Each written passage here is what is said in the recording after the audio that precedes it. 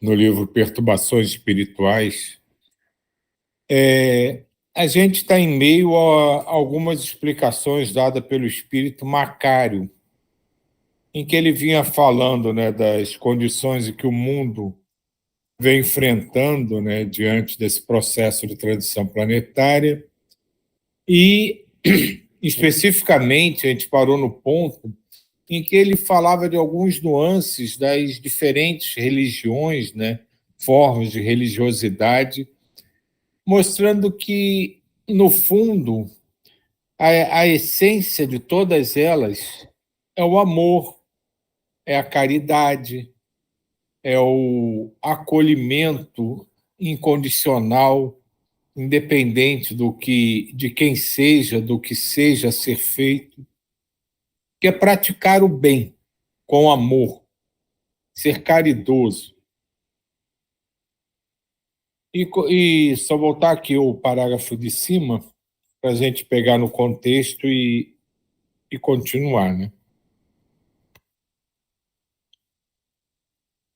No Alcorão, entre muitas suratas, os versículos 153 e 195, respectivamente, estabelecem: Ó crentes, amparai-vos na perseverança e na oração, porque Deus está com os perseverantes. Fazei caridade pela causa de Deus, sem arruinar-vos, e praticai o bem, porque Deus aprecia os caritativos. Quer dizer, é um texto do Alcorão, mas que diz o que qualquer livro religioso prega, né? Amor, caridade, servir ao próximo com dedicação, né? Com respeito.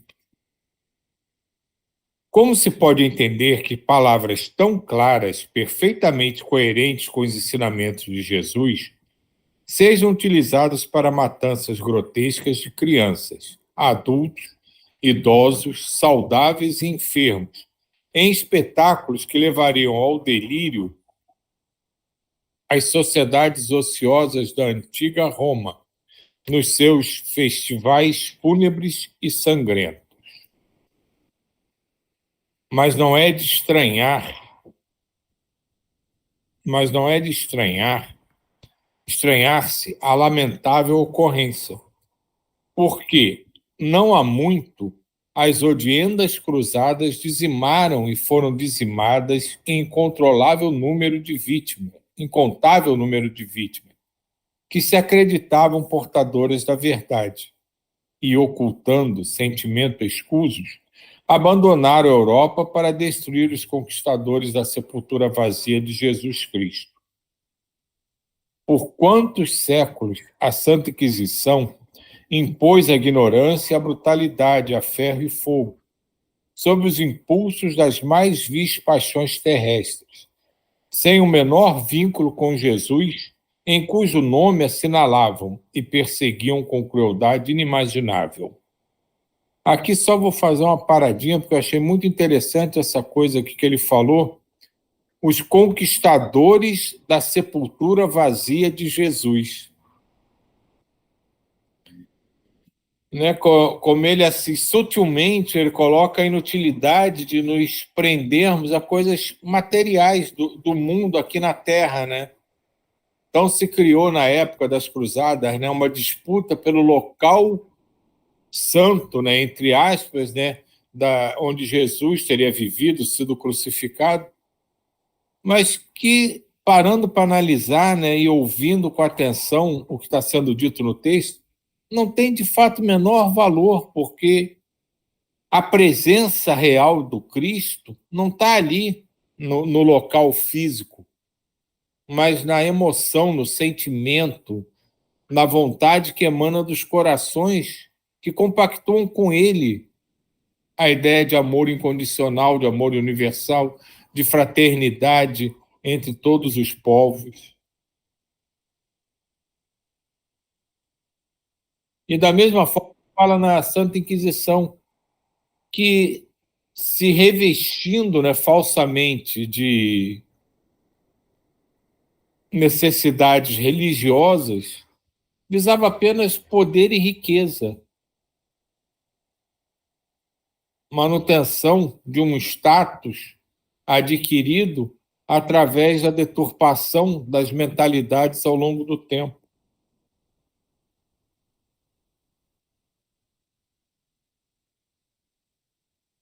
A criatura humana possui a tendência egóica de alterar a verdade, adaptando-a aos seus míseros interesses e impondo-se com orgulhosa volúpia, sem pensar na transitoriedade da sua existência. Agora é a vez dos antigos mouros, que também foram bárbaros anteriores e por onde passavam deixavam a desolação e a morte, desejarem impor as suas crenças e teses, vingando-se dos infiéis. É claro que nada justifica a violência, porque a divindade possui mecanismos de justiça correta, mas a imprevidência humana imediatista atribui-se poderes que não tem e atira-se nas guerras de extermínio, nas quais também se consome. Somente o amor possui a força indomável para levar a vitória sobre as heranças do primitivismo. Por isso mesmo, jamais haveria a ressurreição, não fora precedida da crucificação do justo.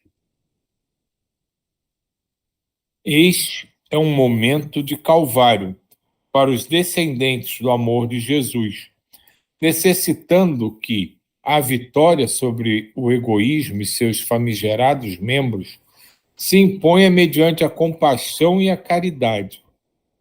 Não há como reagir-se com equivalentes instrumentos de cólera e ressentimento, porque são doentes que enlouqueceram de dor nos abismos aos quais foram precipitados. Agora, quando o planeta necessita depurar-se, são libertados das algemas a que se renderam e voltam-se contra todos aqueles aos quais atribuem a sua longa desdita. E mais uma vez, né, ele lembra a situação, né, que vivemos, que aparentemente parece cada vez mais sem controle, de medidas tomadas, de conceitos defendidos que não visam de fato bem-estar nem da Terra nem da sua humanidade, seja ela encarnada ou desencarnada. E de certa forma, eles nos lembram, né, da importância de tentar envolver esses espíritos que não conseguem compreender a lei divina, né, e se revoltam, se enlouquecem e pensam em vingança, em destruição, para que eles possam tentar refletir um pouco. E até que esse princípio de equilíbrio atinja cada um deles, se é que vai conseguir atingi-los, eles vão ser aquilo que vivem em suas próprias mentes, em seus próprios sentimentos. Espíritos empedernidos, endurecidos, com ideias de vingança, de destruição, de não aceitação. Então, é um trabalho muito grande, um trabalho de muita dedicação e de profundo amor, do qual nós também participamos, doando energia, orando diariamente, nos encontrando aqui pela manhã, lendo esses livros, comentando. É uma tentativa que, através do nosso próprio esforço de melhora, de crescimento, de conhecimento, de consciência, a gente possa exemplificar um pouco mais a esses nossos irmãos ao nosso redor, para que, em algum momento, eles tenham esse flash de pensamento diferente, tenham esse momento de reflexão e possam começar a ser trabalhados, ajudados a partir daí. Silvio, Diga. Isso aqui nós já conhecemos, porque todo livro que tem um obsessor, ele sempre tem isso. Ele quer fazer justiça com a própria mão, com as próprias mãos, né? Então ele fala aqui, porque a divindade possui um mecanismo de justiça correta, mas a imprevidência humana imediatista atribui poderes que não tem. Então isso é muito comum, essa coisa de justiceiro, fazer justiça com as próprias mãos. E aí eu estava vendo dois casos assim que eu achei interessante que o plano espiritual me chamou a atenção da justiça divina. Uma vez eu vi um cara andando ali na Rua do Catete, com um monte de gente também, tudo cheirador de cola, né? Ele estava na cadeira de roda. Mas não sei qual o problema que ele tinha, Silvio, ele só olhava para o céu. Ele ficava duro assim, aquela coisa ficava todo tremendo, duro, e olhava para o céu direto, olhando todo o tempo para o céu. Ou seja, ele não enxergava a linha do horizonte. Pô. Aí, tempos depois, aqui no prédio, apareceu um cara que o tronco dele ficava praticamente no joelho. Ele só via o chão. Ele não via a linha do horizonte. Já pensou você passar uma existência toda olhando para o chão e uma existência toda olhando para o céu, cara? É uma coisa aí que eu vi, essa coisa da justiça com as próprias mãos foge ao controle. Ele só se... Nós temos essa concepção e essa compreensão, né? Mas deles, eles ainda não atingiram isso, então fica nessa ânsia de justiça, de maldade, de vingar. É isso só que eu queria acrescentar. É isso mesmo, né? Ele até fala antes, né? Como é que palavras, né, num texto tão bonito, podem servir para estimular coisas tão hediondas, né, como se faz, né? Porque as pessoas usam os escritos sagrados, né, seja de que religião for, para estimular, como a própria Inquisição foi estimulada através da igreja, com os textos religiosos.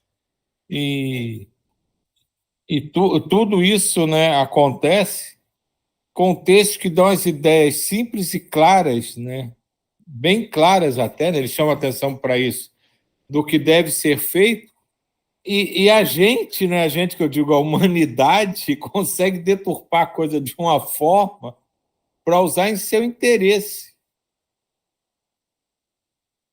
E consegue levar multidões, né, atrás disso. Essa coisa que ele falou aqui, que é muito legal, sepultura vazia de Cristo. Cara, isso ainda até hoje tem comércio da fé, sabe? É uma sepultura e as pessoas brigam para chegar lá, sabe? É praticamente uma baixa vibração, uma confusão danada para chegar em um lugar que está vazia. E aquilo que você falou, o sentimento está no coração, está na alma, está no ser, está na irradiação, né? Mas, enfim, é tudo Nós fomos assim. Por isso que você falou nós, né? Nós fomos assim e ainda temos que ter esse esclarecimento que muitas coisas iremos aprender. É isso só.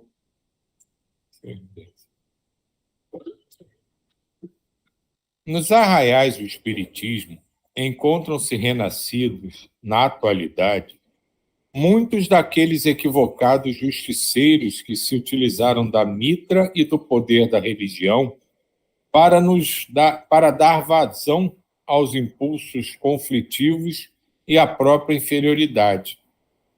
Hoje se encontram do outro lado, no lado de Jesus, sobre as cargas pesadas dos remorsos e dos feitos infames que os retiveram em largos sofrimentos do mais além. Agora renascidos para ressarcir, avançar no rumo da grande luz. Fez-se um silêncio expressivo para logo prosseguir.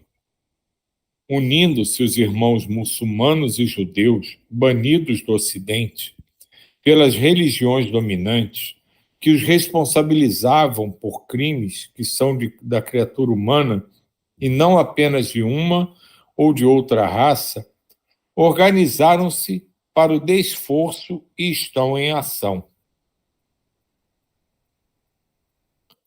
Tenhamos paciência, aprendamos o amor e demonstremos-lhes que já não somos os mesmos daqueles passadas ocasiões de alucinação e fanatismo, qual hoje ocorre com eles. Acima de tudo, porém, cuidemos da conduta moral em relação a Jesus e a sua doutrina, deixando de lado os impulsos inferiores de dominação, de combatentes externos, porque os verdadeiros inimigos da criatura humana estão no interior e não fora, na condição do seu próximo enfermo. Esse eu achei legal, né? Tá dentro de cada um, né? Tenhamos paciência para aprender o amor e demonstrar como são. Que agora, né, aqueles que foram por nós atacados ou vitimados, vêm com toda a força do seu próprio ódio, da sua incompreensão, tentar se vingar. E cabe a nós, que já começamos a desenvolver um pouco de consciência, mostrar a eles que não somos mais daquele jeito, que nós mudamos e que eles precisam mudar também. E isso envolve um processo de confiança muito complexo. Eu falo isso na mentalidade do ser humano em si, porque confiar em alguém que te prejudicou ainda é uma tarefa difícil entre os homens. Então, para cada um de nós mesmos, já começando a modificar nossa forma de ver o mundo, de entender a espiritualidade e a relação entre todos nós,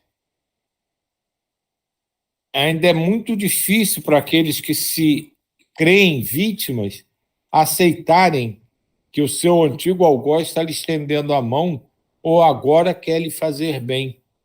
Então, isso é um trabalho muito grande, muito difícil, que precisa ter muita humildade para ser executado e uma resiliência fora do comum.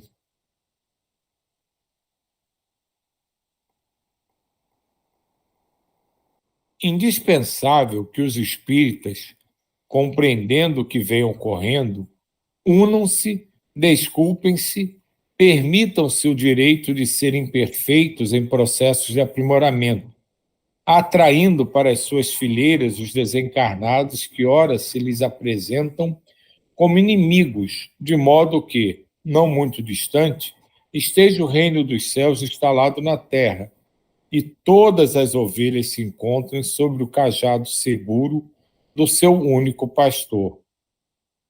E aqui ele falou uma coisa importantíssima. Permitam-se o direito de ser imperfeitos em processo de aprimoramento. Quantas vezes a gente vê pessoas que começam a desenvolver uma consciência e passam a achar que já estão num outro patamar, que já estão melhores do que os outros, que já deram passos gigantescos da sua própria evolução. E é por isso que eu falei que é fundamental a humildade, a gente saber compreender do quanto ainda temos que caminhar, aprender, sedimentar dentro dos nossos próprios corações, que ainda temos muitas coisas a serem resgatadas, muitas deformações de caráter, de conduta que precisam ser aprimoradas. Tudo isso ainda faz parte de nós. Nenhum de nós está no mundo que tem atribuição de provas e expiações se não estiver vivenciando essa sintonia, essa vibração de erros e de acertos, e ainda entender muitas vezes que precisa de uma corrigenda para que o seu passado seja restituído em plena luz. Então, tudo isso é muito trabalhoso. E não é nosso trabalho apenas tentar mostrar a quem está ao nosso redor. O nosso trabalho principal é compreender isso no nosso íntimo. Não são as nossas explanações as nossas colocações, os nossos exemplos, simplesmente, que farão que os outros modifiquem a sua conduta. É a nossa própria modificação. É o nosso caminhar de forma diferente, agir, falar, pensar, acolher de forma diferente do que eles conhecem, que vai fazê-los repensar o que deve ser feito no próximo passo que eles darão.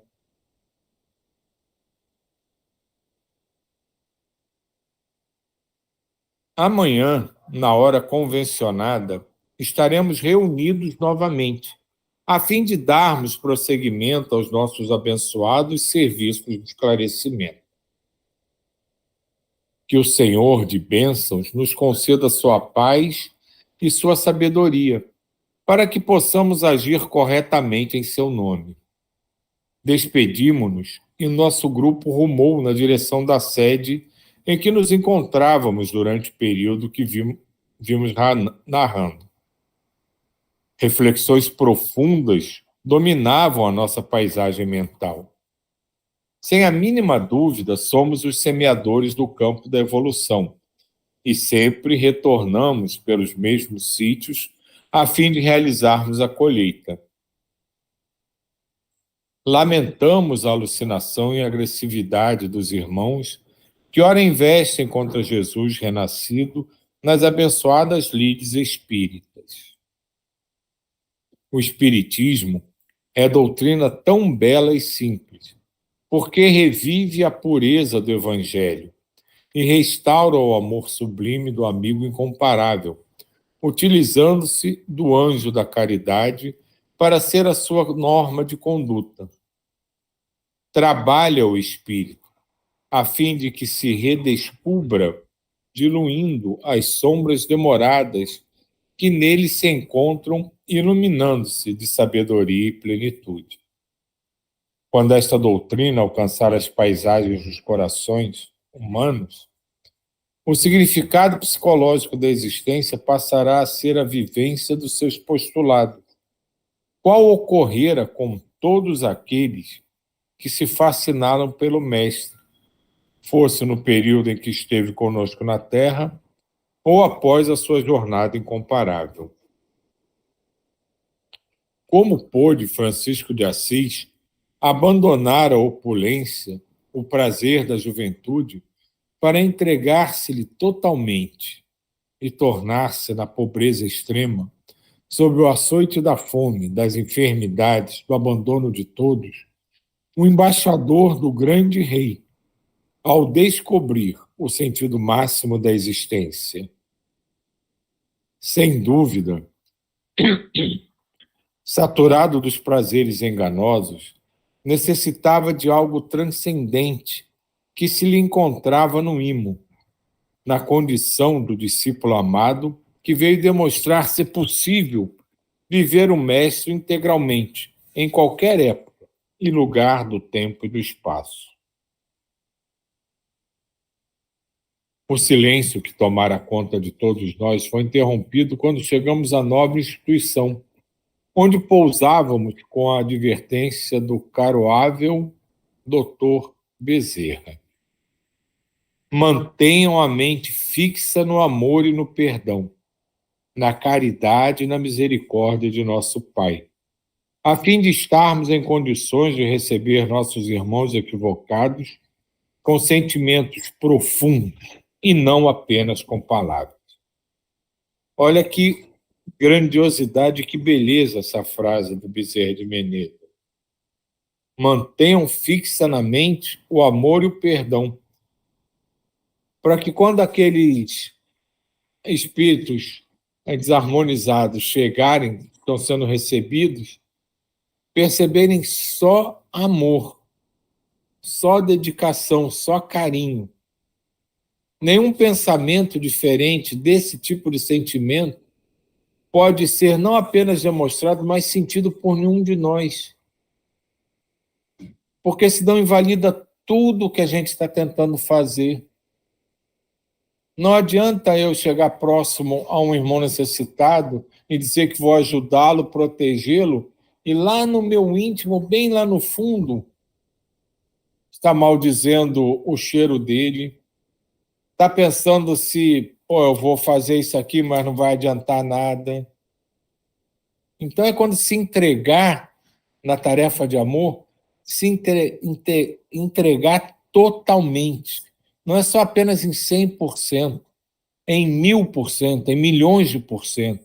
É estar totalmente envolvido nesse sentimento, por dentro e por fora.